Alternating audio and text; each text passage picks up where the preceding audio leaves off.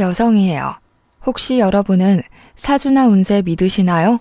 저는 한 번씩 운세를 보는데 볼 때마다 항상 초년 운세는 별로이지만 중년의 귀인을 만나 말년에는 대박이 난다고 하더라고요.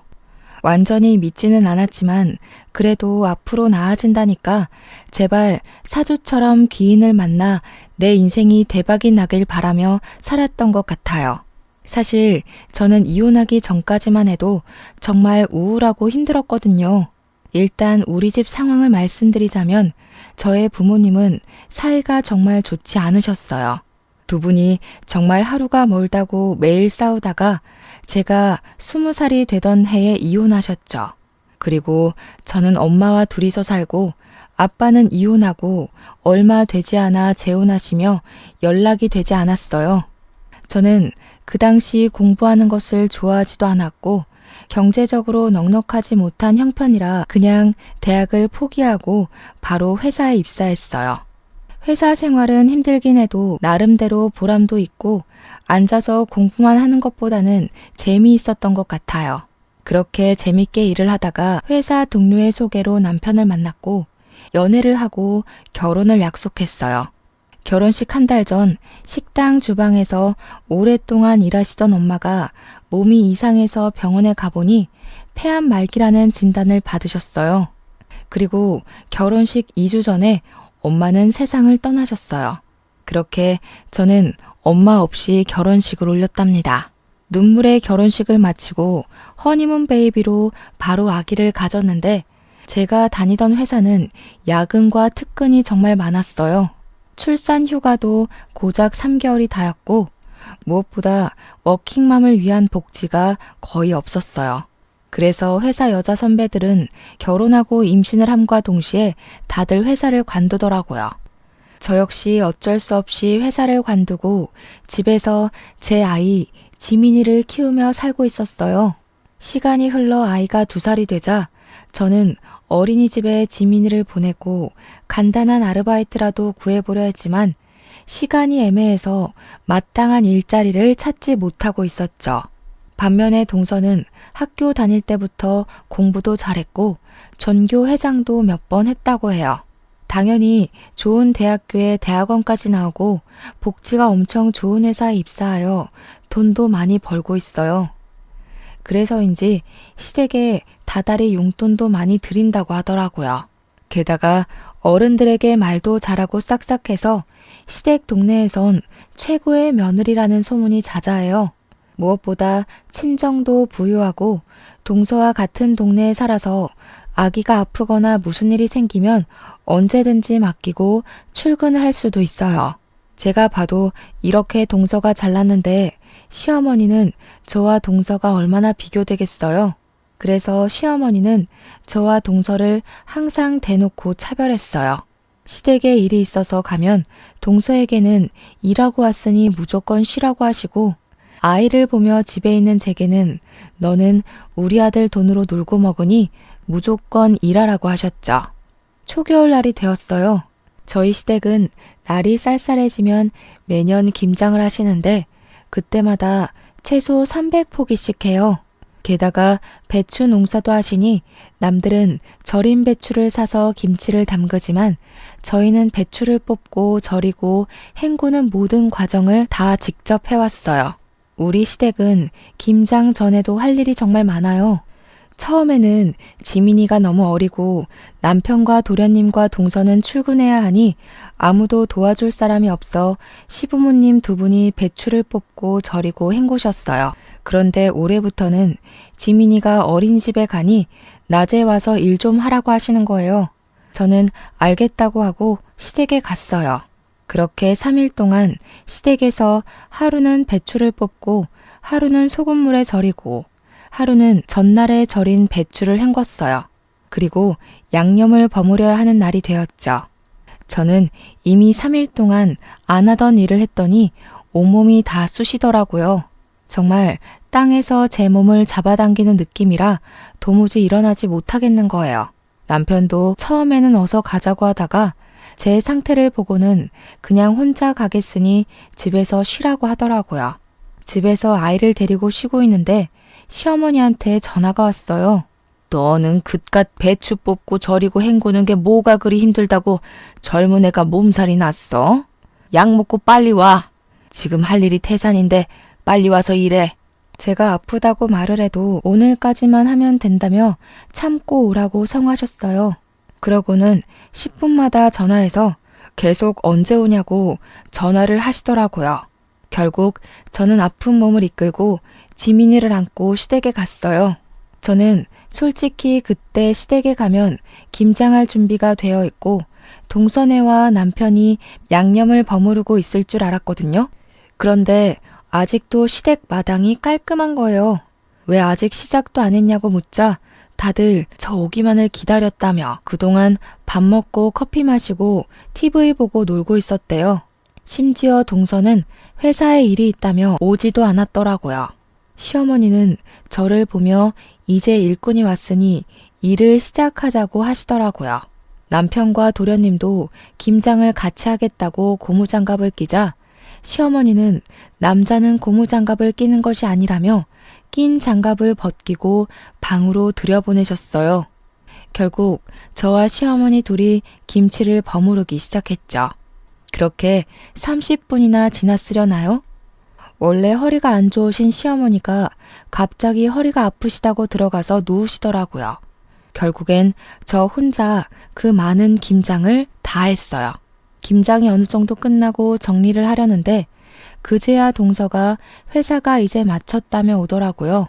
그런 동서가 얄미웠지만 그래도 회사에 다니니 어쩔 수 없겠지 하며 저의 짜증나는 마음이 보이지 않게 억지로 웃음을 지어 보였어요.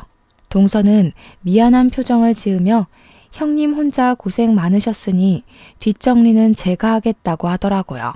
그러면서 팔을 걷어붙이자 시어머니는 여태 회사에서 일하고 왔는데 무슨 정리냐며 그냥 쉬다가 이따가 고기나 먹고 가라고 하시더라고요. 동서는 시어머니의 말씀에 씩 웃더라고요. 그러더니 제게 시어머니가 이리 말씀하시니 어쩔 수 없다며 그럼 고생마저 하시라고 하더라고요. 그러면서 저는 일하느라 힘들었으니 들어가 있겠다고 하더라고요. 그렇게 저를 약올리며 못 이기는 척 방에 들어가서 쉬더라고요. 저는 결국 김장하고 뒷정리하고 밥상까지 차렸답니다. 다 같이 밥을 다 먹어가는데 동서가 가방에서 봉투를 하나 꺼냈어요. 그러더니 시어머니께 봉투를 드리며 늦어서 죄송하다고 김장비니 편하게 받으시라고 하더라고요. 아이고 이런 거 줄 필요 없는데 일단 며느리 네가 준비를 했으니 고맙게 잘 쓰마. 아, 네가 좋아하는 갈비찜 많이 해놨으니 네가 다 챙겨가거라. 첫째 며느리는 갈비찜 별로 안 좋아하지? 어머니, 저도 갈비찜 좋아하죠. 그랬냐? 그런데 조금만 해서 일을 어쩐담? 그럼 너는 다음에 해주마. 너는 일하지 않으니까 평일에도 수시로 오잖아. 아유, 김장하니 피곤하네. 첫째 너는 이것 좀 치우고 있고 둘째는 잠깐 나 좀 보자꾸나. 시어머니는 밥을 다 드시고는 동서를 데리고 큰 방으로 들어가셨어요. 둘이서 뭐 하나 궁금해서 상 정리하는 척하며 몰래 큰 방 앞에서 하는 이야기를 들어보니 시어머니가 동서에게 선물을 해주시더라고요. 평소에 용돈도 많이 주고 또 때마다 현금도 줘서 고맙다고 하시며 백화점에 가서 옷 한 벌 샀다고 하더라고요. 그 모습을 보고 있자니 서운하더라고요. 어머니 옆에서 몇 날 며칠 동안 김장을 한 사람은 나인데 제게는 수고했다는 말 한마디 없으시고 뒤늦게 나타나 돈봉투만 준 동서에게는 고맙다며 갈비찜에 옷까지 선물하시니 정말 너무하시네 싶더라고요. 저는 남편에게 내가 설거지 못하겠다고 그냥 집에 가겠다고 했어요. 남편은 오늘 많이 힘들었냐며 자기가 하겠다고 하더라고요.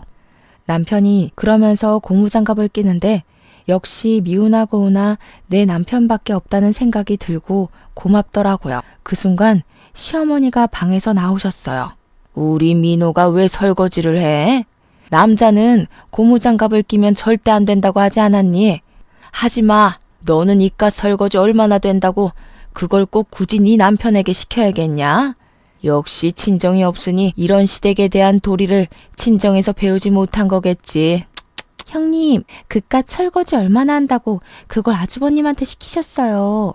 그냥 제가 할게요. 제가 얼마 있지도 않구만. 아가야, 너는 밖에서 일도 하고 와서 무슨 설거지니? 너는 하지 말아라. 집에서 우리 민호 돈으로 놀고 먹는 제가 해야지 안 그러니? 어머니, 동서는 오늘 아무것도 안 하고 밥만 먹었는데 설거지 하나 시키지 않는 게 말이 돼요? 왜 저만 이래요? 저는 너무 화가 나서 더 따져 묻고 싶었지만 그 순간 지민이가 나와 엄마랑 할머니랑 싸우냐고 묻더라고요. 아무리 그래도 지민이 앞에서 어른에게 큰 소리 내는 모습을 보이는 것은 아닌 것 같아 더는 이야기하지 않고 혼자 설거지했네요.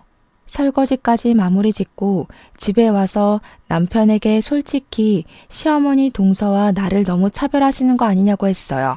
그러자 남편은 동서가 놀다 온 것도 아니고 일하고 왔는데 그냥 윗사람으로서 이해해주라며 저는 평일에 지민이를 보내놓고 쉴 수 있는데 동서는 평일에도 쉬지 못하고 일해야 하는데 힘들지 않겠냐고 하더라고요.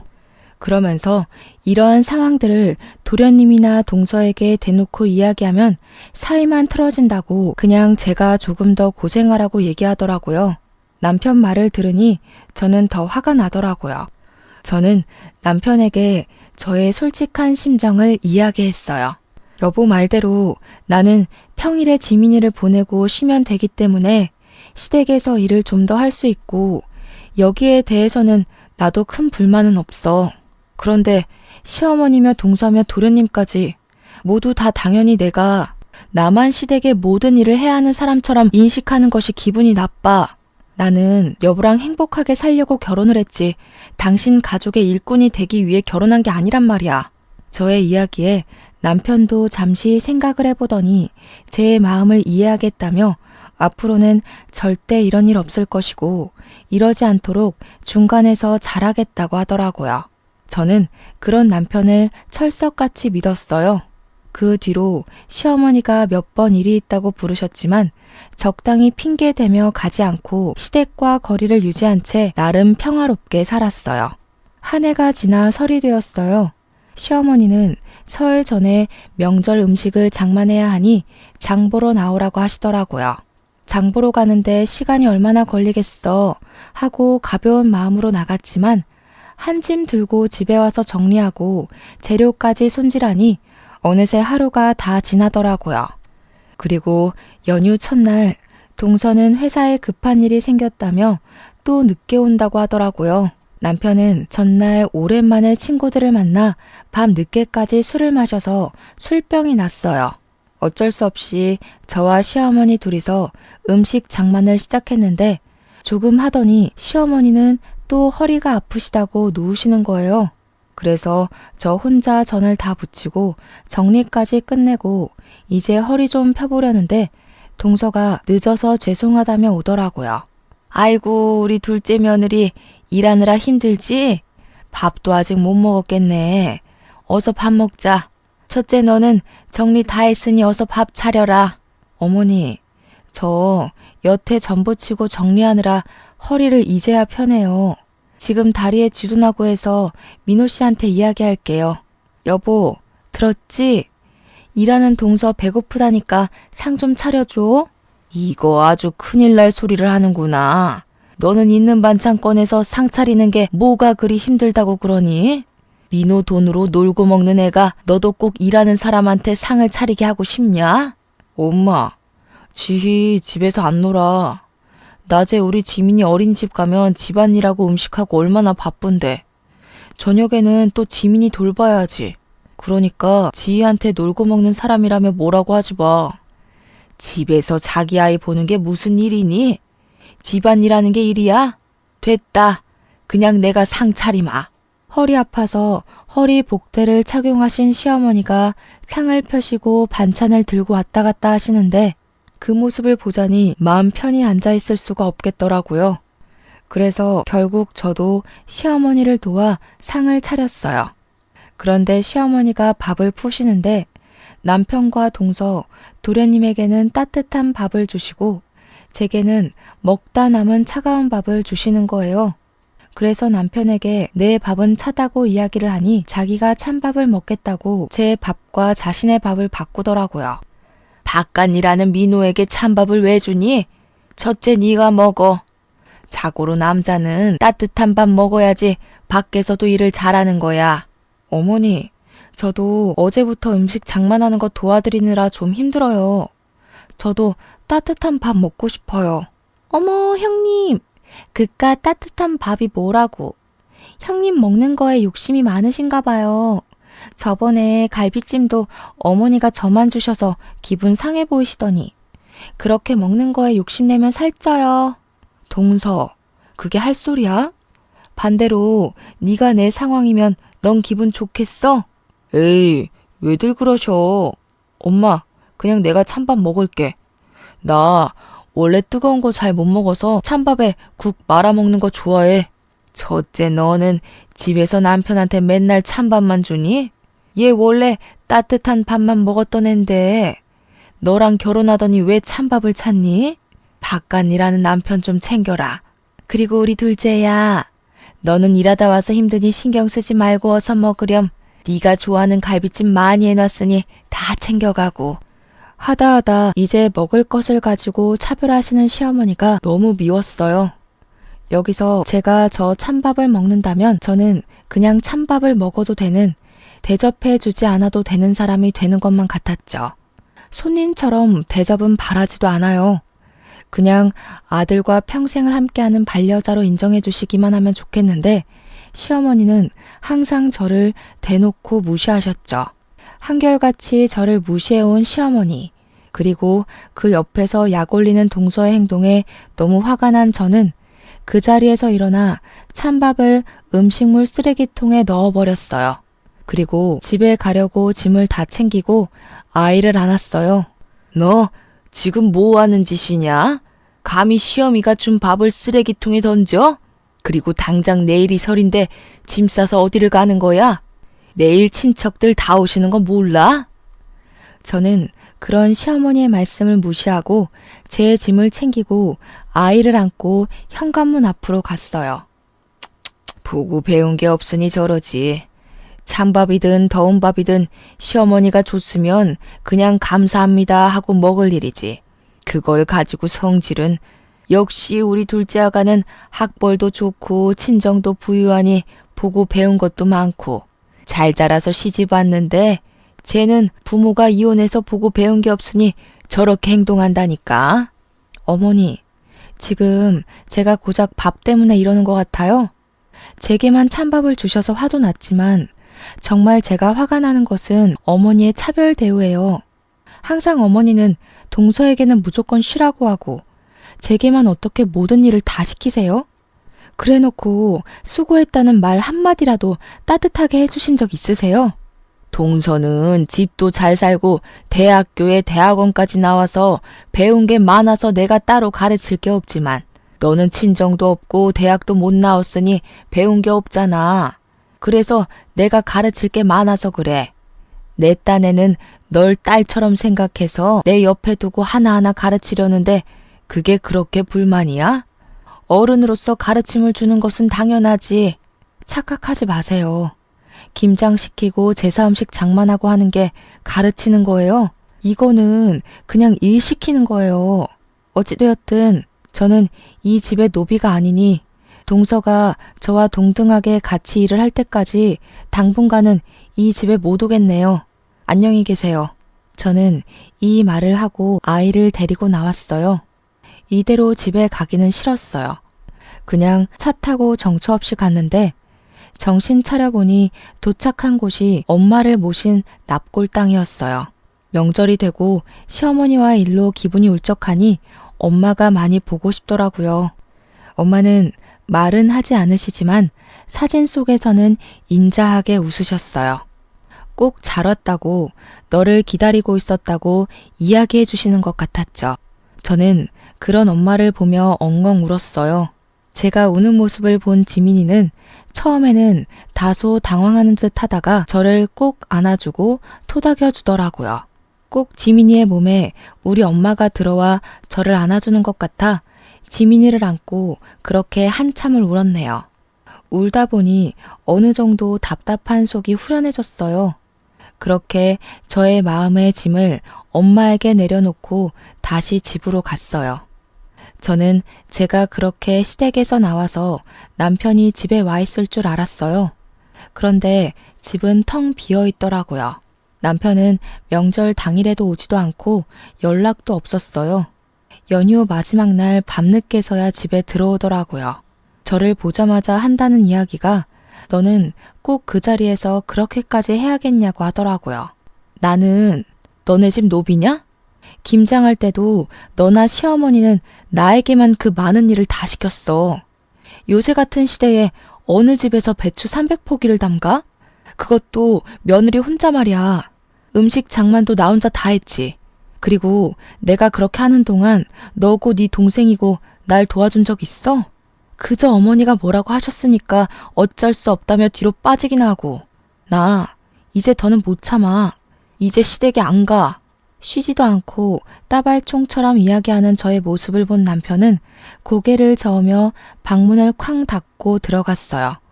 저는 정말 다시는 시댁에 가지 않을 것이라 다짐했죠. 그런데 얼마 뒤 시어머니의 허리가 많이 안 좋아지셔서 허리 수술을 해야 하는 상황이 되었어요. 아무리 미운 시어머니지만 그래도 같이 사는 남편의 엄마라서 걱정이 되더라고요. 그래서 다시는 시댁에 가지 않을 것이라는 다짐은 일단 뒤로 한 채 병문안을 갔어요.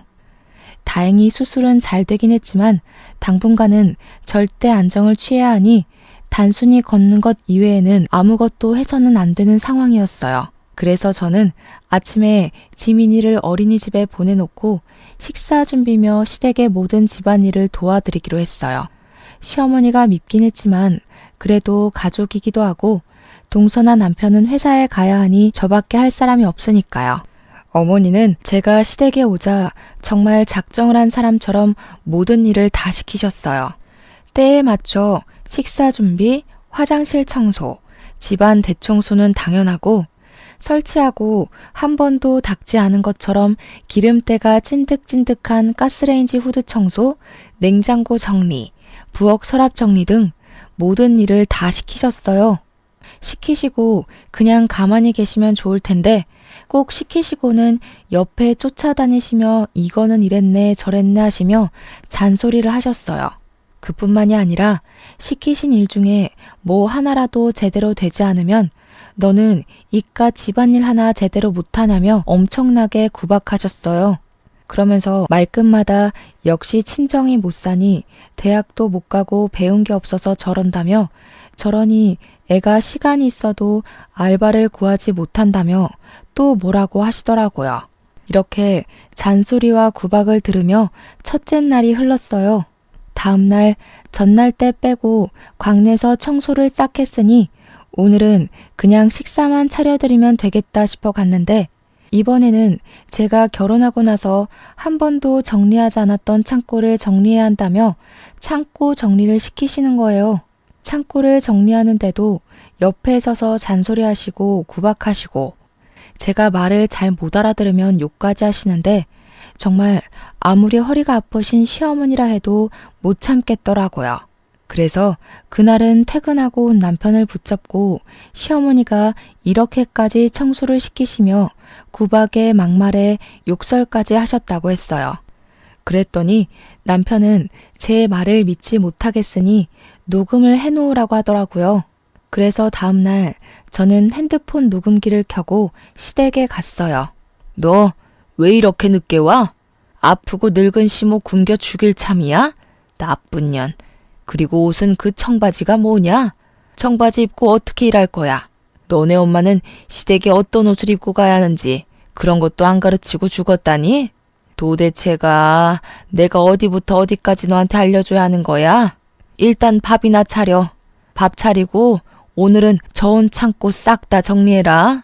시어머니는 저를 보자마자 왜 이리 늦게 왔냐고 하시며 돌아가신 엄마까지 들먹이시며 뭐라고 하시는데 정말 화가 났지만 녹음 중이라 참았어요.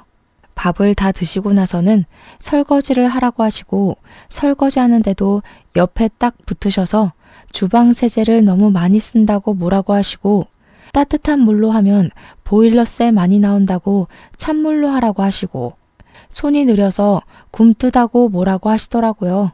그러고서는 저에게 음식들이 저장된 저온 창고를 정리하라고 하셨어요. 그곳에는 정말 언제 넣어놨는지도 모르는 음식들이 가득했고 곰팡이 핀 음식들도 있었어요. 저는 모든 음식을 다 꺼내서 하나씩 확인하며 먹을 수 있는 음식은 다시 넣고 먹지 못하는 음식은 버렸어요. 열심히 하고 있는데 또 오셔서 제가 하는 행동 하나하나를 감시하시며 구박도 하시고 욕도 하시더라고요. 그러다가 제가 시어머니의 말을 잘못 알아들으면 멍청하다고 등도 때리시고 꿀밤도 때리시고 하셨어요. 중간중간에 그냥 가버리고 싶었지만 일단은 참고 녹음을 다 완료한 후에 고무장갑을 던지고 아무 말 없이 그냥 집에 왔어요. 집에 와서 온종일 녹음한 내용을 남편에게 들려주었어요.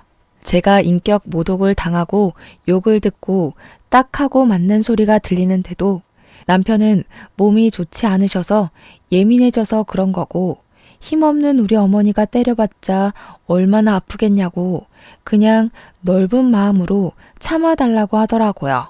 저는 그런 이야기를 하는 남편에게 역시 가지는 개편이라며 세상에 믿을 만한 인간 하나도 없다고 하고 방에 들어갔네요.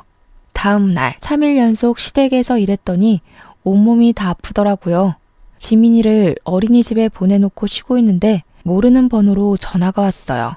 받아보니 옛날에 이혼해서 연락이 끊겼던 아빠였어요.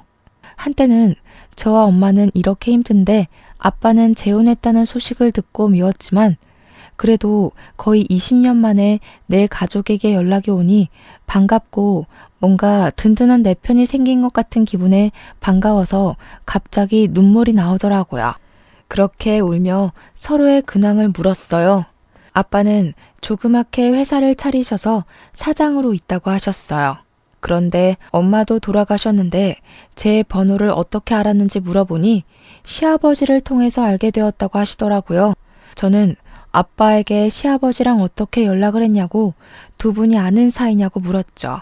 알고 보니 아빠가 10년 정도 전에 길을 가다가 뇌출혈로 쓰러진 적이 있었는데 그때 시아버지가 빨리 아빠를 발견해서 사실 수 있었다고 해요. 그 후 몸을 회복하신 아빠와 시아버지가 연락을 주고받고 지내셨대요. 그러면서 서로가 무슨 일을 하는지도 자연스레 알게 되셨는데 그 당시 시아버지는 사업이 잘 되지 않아서 회사가 거의 망하기 직전이었고 아빠는 동종업계에서 사업이 잘 돼서 돈도 많았고 좋은 거래처도 많이 알고 있었어요. 그래서 아빠가 자신의 목숨을 구한 은인이시라며 시아버지를 여러모로 많이 도와주셨다고 해요. 그때 인연이 지금까지 연결되어 지금은 호영호재하면서 지내는 사이라고 하더라고요. 얼마 전에는 두 분이 만나 술을 한 잔 드셨대요. 술에 취하신 시아버지가 첫째 며느리 이야기를 하셨는데 나는 첫째 며느리가 너무 예쁜데 자기 마누라는 부모님이 이혼하고 엄마는 돌아가시고 아빠는 재혼해서 연락도 안 되니 마땅한 친정이 없다며 시집살이를 그렇게 시킨다고 하셨대요. 도와주고 싶어도 자신은 회사에 나와봐야 하니 딱히 도울 수도 없고 그저 마누라한테 그렇게까지 미워하지 말라고 말하는 것이 전부인 이 상황이 답답하다면서요. 그러면서 시아버지가 아빠에게 첫째 며느리라며 사진을 보여주셨는데 제 사진이었대요.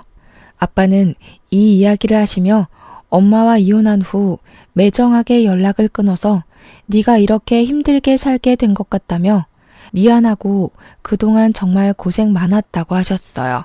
그러면서 제가 시집살이가 너무 힘들어서 이혼하고 싶다고 한다면 집과 일자리 정도는 마련해 줄 수 있으니 괜히 눈치 보며 살지 말라고 하시더라고요. 그래서 제가 그동안 시어머니의 막말, 무조건 시댁 편인 남편, 그리고 여우 같은 동서 때문에 갈라서고 싶은 적이 많았는데 지민이도 있고 경제적인 여건 때문에 억울해도 그냥 참고 살았다고 했죠.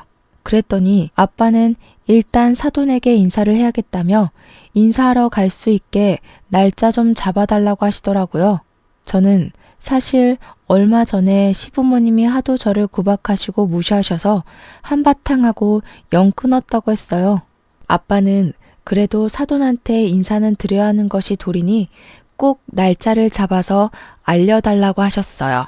저는 아빠와 전화를 끊고 바로 시어머니께 전화를 드렸어요. 그리고 저희 친정 아빠가 연락됐는데 시부모님께 인사를 드리고 싶어 하시니 시간 될 때 알려달라고 했어요. 시어머니는 축하한다는 말은커녕 아빠가 뭐하고 사시는지부터 궁금해 하시더라고요. 그래서 아빠에게 들은 대로 그냥 조그마하게 회사를 운영하고 있다고 했죠.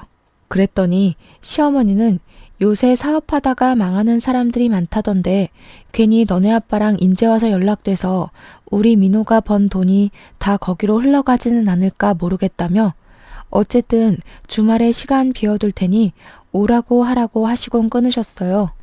애초에 시어머니의 축하는 바라지도 않았지만 그래도 어머니의 날이 선 말투에 기분이 좋지는 않더라고요. 그리고 약속한 날 저는 거의 20년 만에 아빠를 만났어요. 제 기억 속의 아빠는 주름살이 하나 없고 머리숱도 많았는데 그날 본 아빠는 주름살도 자글자글하고 머리카락도 거의 없으셨어요. 저는 변해버린 아빠의 모습이 반갑기도 하고 그런 아빠의 손을 오랜만에 잡고 함께 시댁으로 향했어요. 시댁에는 동선의 부부도 있었어요.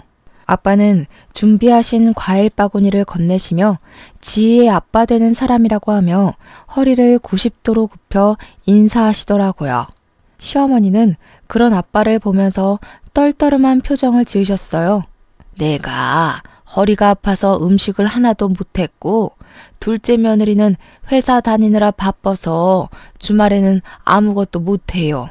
그래서 음식장만도 하지 못해서 음료수도 사둔 게 없네요. 그냥 맹물이나 한 잔 드세요. 저는 솔직히 상다리 휘어지게는 아니더라도 명색이 첫인사인데 간단한 다과라도 준비해 주실 줄 알았거든요. 그런데 이렇게 주스 한 잔도 없이 맹물만 주시는 시어머니 모습에 정말 온갖 정이 다 떨어지더라고요. 인제 와서 하는 얘긴데 첫째 며느리가 친정도 없고 본 적도 없이 자라온 애라서 가르치느라 너무 힘들었어요. 우리 둘째 아가는 친정도 부유하고 학벌도 좋아서 가르칠 것이 하나도 없는데 말이죠. 그래도 첫째 며느리를 딸처럼 생각해서 많이 가르쳤네요. 네, 딸처럼 생각해 주셨다니 감사하네요. 말씀대로 그동안 제 딸이 잘못 배웠으니 이제라도 제가 하나씩 가르치려고 합니다. 일단 돈 관리하는 것부터 가르쳐야 할 것 같아서 딸에게 건물 하나 주려고요. 건물이요? 얼마짜린데요? 거기 시세가 한 25억은 되거든요. 그 건물에 상가가 다 들어서 있고 안정적으로 장사를 하고 있으니 월세를 꼬박 받으면 한 달에 400만 원은 벌 수 있을 것 같더라고요. 회사도 안 다니는데 집에서 놀고 먹으면서요. 뭐요? 400만 원? 시어머니도 놀랐지만 저도 깜짝 놀랐어요. 순식간에 저는 조물주보다 높다는 건물주가 되어 매달 한 달 월급만큼의 돈을 받게 된다는데 이게 쉽게 믿어질 리가 없잖아요. 아빠는 그런 저의 손을 잡고 씩 웃으셨어요. 시어머니는 도대체 뭐를 하시길래 그런 건물이 있냐면서 명함이라도 있으면 달라고 하셨어요. 아빠가 명함을 건네자 시어머니는 아빠의 명함을 받고는 요즘 사업이 잘 안 되냐며 은근히 비꼬는 말투로 말씀하셨죠. 옆에 있던 동서도 형님 아버지신데 어느 회사 대표님이신지 궁금하다며 본인에게도 명함을 달라고 했어요. 그런데 동서가 건네받은 아빠의 명함을 보고 깜짝 놀라하는 거예요. 어머니, 여기는 시아버지 회사보다 규모가 더 큰 회사네요? 꽤 큰 회사인데 여기 대표님이시라고요? 저희 팀장님이 여기 회사 대표님의 조카라고 하시던데. 아, 지은이가 여기 둘째 며느님의 직장 상사인지는 몰랐네요. 또 이렇게 인연이 해결되네요. 시어머니는 그렇게 좋은 회사의 대표가 첫째 며느리의 아빠였냐며 재차 확인하시고는 다시 한번 놀라셨어요. 아빠는 그런 시어머니에게 당당하게 제가 이 회사의 대표라고 하시며 일단 오늘은 일이 없으니 가봐야 할 것 같다고 하시고는 자리에서 일어나셨어요. 저는 아빠를 보내드리고 다시 시댁으로 왔어요. 어느덧 저녁 6시. 저녁을 먹을 시간이더라고요. 어머니, 벌써 저녁 6시인데 저녁 식사하셔야죠. 형님, 가서 식사 준비 좀 해주세요. 저는 아시다시피 일하느라 피곤해서요. 동서는 아주 당연하다는 듯이 제게 저녁 식사를 시키더라고요. 그 소리를 들은 시어머니가 깜짝 놀라 동서에게 다가왔어요.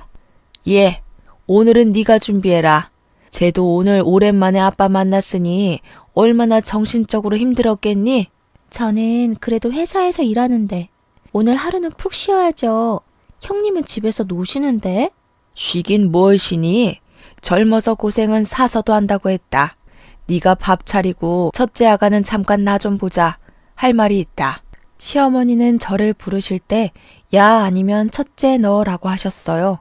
그런데 돈 많은 아빠가 왔다 가시자 저에게 결혼 후 처음으로 첫째 아가라고 부르시며 저를 큰 방으로 데리고 가시더라고요.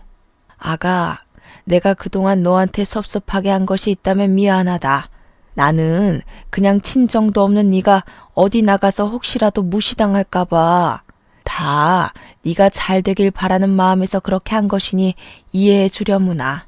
그리고 다른 친구들은 다른 며느리한테 한 달에 100만 원씩은 받고 산다던데 나는 한 달에 50만 원 정도는 내 용돈으로 줄 순 없겠니? 병원비도 있고 생활비도 있고 조금 힘들어서 말이야. 이제 동서보다 제가 돈을 더 잘 벌게 생겼으니 어머니 상황이 역전되셨네요. 아가야, 무슨 말을 그리 서운하게 하니? 그런 게 아니라 그냥 서로 돕고 살자는 거지. 어머니는 저 혼자 김치 300포기 담그고 명절 음식 준비할 때 한 번이라도 도와주신 적 있으셨어요? 허리가 아프시지 직접 도와주시지는 못해도 누구한테 힘들 테니 도와주라고 한 적 있으셨나요? 그러기는커녕 아무 일 못하게 하시고 저 혼자만 일 다 시켜놓고는 인제 와서 서로 돕고 도와주는 척 하시는 건가요? 시어머니는 저의 말에 아무 대답도 못하고 그저 당황해만 하셨어요. 어머니, 저는 어머니의 말씀대로 본 것도 없이 자라서 서로 도우며 사는 거 뭔지 잘 모르겠네요. 저는 이 말을 남기고 거실로 나갔어요. 부엌에 가보니 동서는 입술이 삐죽 나와서 저녁 준비를 하고 있더라고요. 저는 그동안 얄밉게 말하는 동서에게도 한마디 했어요. 동서, 아직도 그것밖에 못 차렸어? 빨리빨리 움직여. 이러다가 내일 밥 먹겠어. 하긴 뭐 네가 회사를 한답시고 집안일을 해봤어야 알지. 형님, 지금 돈 많은 아빠 있다고 유세 떠는 거예요? 너도 그동안 회사 다녀서 돈 번다고 유세 부렸는데 나는 그러면 안 된다니? 그리고 어머니, 용돈은요? 용돈은 학벌 좋고 친정도 부유한 동서한테 받으세요. 전 이혼하겠습니다. 더는 이 집에 노비처럼 못 살겠어요. 노비라니. 나는 너를 맹세코 단 한 번도 그리 생각한 적 없다. 정말 딸처럼 생각했어. 딸처럼 생각하셔서 찬밥 주시고 먹는 거로 차별하시고 맨날 저에게만 그렇게 일을 시키셨어요. 무슨 말이 안 되는 소리를 하셔야죠. 저희 갈라서겠습니다. 여보, 왜 그래? 그게 무슨 소리야? 이혼이라니. 우리 다시 잘해보자. 이제 장인어른도 계시고 혼자 어디를 가려고. 장인어른? 너 이제 이혼해서 마누라도 없는데 네가 장인어른이 어딨니? 그리고 내가 우리 아이 챙겨서 갈 거야.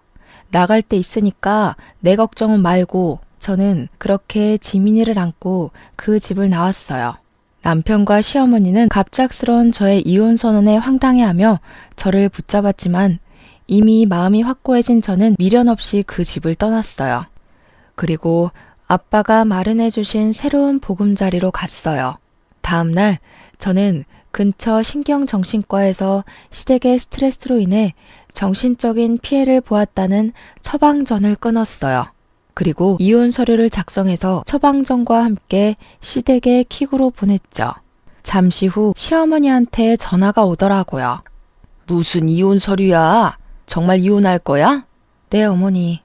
저 이제 그 집에서 더는 노비 생활 못해요. 이혼하겠어요.